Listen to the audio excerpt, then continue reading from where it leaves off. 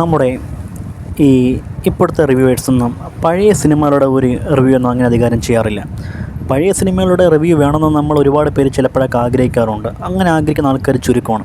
അപ്പോൾ ഞാനിപ്പോൾ നിങ്ങളത് പറയാൻ വേണ്ടി പോകുന്ന ഒരു പഴയ സിനിമയുടെ റിവ്യൂ ആണ്. പക്ഷേ ഭയങ്കര പഴയ സിനിമ ഒന്നുമില്ല. നമ്മുടെ മണിച്ചേട്ടൻ്റെ ഒരു പടമാണ് കണ്ണിനും കണ്ണാടിക്കും. ഈ സിനിമ ഞാൻ കാണാൻ വേണ്ടി കാരണമെന്ന് വെച്ച് കഴിഞ്ഞാൽ ഒരു സ്റ്റാറ്റസാണ്. ഒരു സ്റ്റാറ്റസ് ഇങ്ങനെ സമയത്താണ് ഈ സിനിമ കാണാനുള്ള ഇൻട്രസ്റ്റ് എനിക്കുണ്ടായത്. അപ്പം ആ ഒരു ബേസിക്കിലാണ് ഇപ്പോൾ ഈ പടം ഞാൻ കണ്ടത്. ഇതിന് മുമ്പ് ഞാൻ ഈ പടം കണ്ടിട്ടില്ല. ഫസ്റ്റ് ടൈമാണ് ഈ സിനിമ കാണുന്നത്, കണ്ണിനും കണ്ണാടിക്കും. ഈ സിനിമ എങ്ങനെയാണ് ഫേമസ് ആയെന്ന് വെച്ച് കഴിഞ്ഞാൽ ഇതിലെ സോങ്ങുകളൊക്കെ റീൽസുകളിൽ ഭയങ്കര ട്രെൻഡിങ് ആണ്. ഇൻസ്റ്റാഗ്രാം റീൽസിലൊക്കെ നല്ലപോലെ ഒരു ട്രെൻഡ് സെറ്ററായി പോകുന്നതാണ് ഇതിലെ പാട്ടുകളും കാര്യങ്ങളൊക്കെ. അപ്പോൾ ആ ഒരു കാര്യം വെച്ച് ഈ സിനിമയിലെ മാരിക്കൊഴുന്ത്, പിന്നെ തനിച്ചിരിക്കുമ്പോൾ എന്നീ രണ്ട് പാട്ടുകൾക്ക് ഒരു എവർഗ്രീൻ സോങ്ങുകളൊക്കെയാണ്. അപ്പോൾ നമുക്ക് സിനിമ എങ്ങനെ ഉണ്ടെന്നുള്ള കാര്യങ്ങളൊക്കെ നോക്കാം. കലാഭവൻ ആണ് മെയിൻ ലീഡർ ചെയ്യുന്നത്. പിന്നെ ഫാൻറ്റം സിനിമയിലെ വിരൽ തൊട്ടുകൾ വിരിയുന്ന ആ ഒരു പാട്ട് നായികയില്ല, ആ ഒരു നായികയാണ് നായികയായിട്ട് വരുന്നത്. പിന്നെ പ്രഫു ഉണ്ട്, സിദ്ദിഖ് ഉണ്ട്, സോന നായരുണ്ട്. അങ്ങനെ ഒട്ടനവധി താരങ്ങൾ, ജനാർദ്ദനൻ, അങ്ങനെ ജഗതി ശ്രീകുമാർ, ഒരുപാട് പഴയ നമ്മുടെ താരങ്ങളൊക്കെ ഉൾപ്പെടുന്നൊരു സിനിമയാണ്.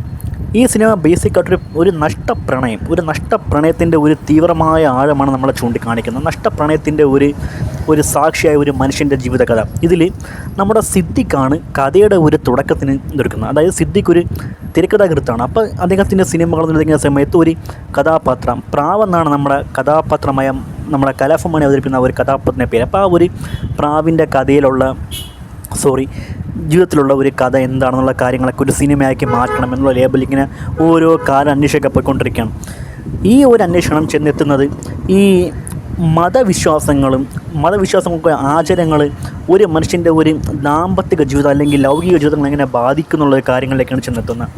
പ്രണയം ഒരു ദൈവത്തിന് വേണ്ടി നിരസിച്ച് അങ്ങനെ പോകുന്ന ഒരു വ്യക്തിയുടെ ഒരു കഥയാണ് കാണിക്കുന്നത്. സാഹചര്യങ്ങൾ കൊണ്ട് അദ്ദേഹത്തിന് നാട് വിടേണ്ടി വരുന്നതും ഒരു വെളിച്ചപ്പാടായി മാറണം എന്നുള്ള കാര്യങ്ങളൊക്കെ, അങ്ങനത്തെ ഒരു തൻ്റെ പ്രണയം വിട്ട് അങ്ങനെ ഒന്ന് പോകണം എന്നുള്ള ഇതാണ്. ഈ പ്രാവെന്ന് പറഞ്ഞ നമ്മുടെ കലാഭവൻ്റെ കഥാപാത്രത്തിന് ഒരു ഫ്ലാഷ് ബാക്ക് സീനുണ്ട്. മണിയൻ എന്നാണ് അദ്ദേഹത്തിൻ്റെ പേര്.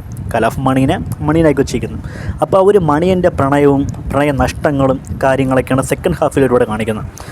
സിനിമയിൽ ഒരുപാട് ഇൻട്രസ്റ്റിംഗ് സീൻസൊക്കെ ഉണ്ട്, ഒരുപാട് ചിരിക്കാനുള്ള കാര്യങ്ങളൊക്കെ ഉണ്ട്, ഒരുപാടുണ്ട്. കലാഭവൻ ബെറ്ററായിട്ട് തന്നെ ഈ ഒരു റോള് ചെയ്ത് തുടങ്ങിയ പറയാൻ പറ്റും. വന്ന കഥാപാത്രങ്ങളെല്ലാം ഓക്കെ ആയിരുന്നു. പിന്നെ ക്ലൈമാക്സ് ഒക്കെ എത്താൻ നേരത്താണ് ഇതൊരു ചതിയായിരുന്നു എന്നുള്ള കാര്യങ്ങളൊക്കെ, അതായത് ഇത് ഈ നായികയുടെ അച്ഛൻ കളിക്കുന്ന ഒരു കളിയായിരുന്നു എന്നൊക്കെയുള്ള കാര്യങ്ങളൊക്കെ വെച്ച്. പിന്നെ ഇതിൽ മറ്റൊരു പ്രധാനപ്പെട്ട കാര്യമുണ്ട്. പ്രഫു, നമ്മുടെ തമിഴ് ആക്ടർ പ്രഫു ഉണ്ട് ഈ സിനിമയിൽ.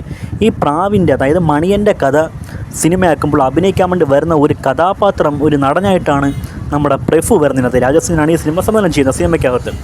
അപ്പോൾ ആ ഒരു പ്ലോട്ടിൽ പറഞ്ഞു പോയിട്ട് പിന്നെ ഈ മണി ലൈഫിൽ എന്ത് സംഭവിക്കുന്നുള്ള കാര്യങ്ങളൊക്കെ ഒരു ചോദ്യചിഹ്നം ഒരു പ്ലേസ് എത്തുമ്പോൾ നിൽക്കുന്നുണ്ട്. അപ്പോൾ ആ ഒരു പ്ലേസ് നമുക്ക് ഊഹിച്ചെടുക്കണം, എന്താണ് മണിയെ പറ്റിയെന്ന് നമുക്ക് ഊഹിച്ചെടുക്കണം. അപ്പോൾ ആ ഒരു കാര്യം വെച്ച് അങ്ങനെയൊക്കെയാണ് ഈ സിനിമയുടെ ഒരു ടോപ്പിക് കൊണ്ടിരിക്കുന്നത്. ബേസിക്കായിട്ട് ഈ സിനിമ എനിക്ക് ഇഷ്ടപ്പെട്ടു. കാരണം നല്ല ഒരു തീമുണ്ട്. ഇത് സംവിധാനം ചെയ്ത് കഴിഞ്ഞാൽ ഒരു ബെസ്റ്റ് ഡയറക്ടർ വെച്ചിരിക്കുന്ന സുന്ദർ ദാസ് ആണ് ഈ സിനിമയുടെ സംവിധാനം ചെയ്ത്. സുന്ദർ ദാസിൻ്റെ ഒരു ബെസ്റ്റ് ക്രിയേറ്റിവിറ്റി ഞാൻ പറയാം. അടിപൊളി ഒരു മേക്കിങ്, കാര്യങ്ങൾ, ലൊക്കേഷൻ, കോസ്റ്റ്യൂം എല്ലാം കൊണ്ടും ബെറ്ററായിരുന്നു. അപ്പോൾ ഒരുപാട് നല്ല ഒരു ഇൻട്രസ്റ്റിംഗ് ആയിട്ടുള്ളൊരു കഥാപശ്ചാത്തലമാണ് ഈ സിനിമയിൽ കൂടെ കാണിച്ചു തരാൻ വേണ്ടി പറ്റിയ. ആ ഒരു കാര്യം വെച്ച് സൂപ്പർ സിനിമയായിരുന്നു കണ്ണിനും കണ്ണാടിക്കും. ഒരുപാട് പേർക്ക് നഷ്ടപ്രണയങ്ങളും ഒക്കെ ഉള്ള ഒരുപാട് പേരുണ്ടെങ്കിൽ അത്രയ്ക്ക് തീവ്രമായിട്ട് അങ്ങോട്ടും ഇങ്ങോട്ടും പ്രണയിച്ചിട്ട് അതൊരു നഷ്ടപ്രണയമായി പോയി എന്ന് ഉള്ള ലൈഫുള്ളവർക്ക് ഇത് കാണാൻ വേണ്ടി പറ്റിയ മികച്ച പടം തന്നെയാണ്.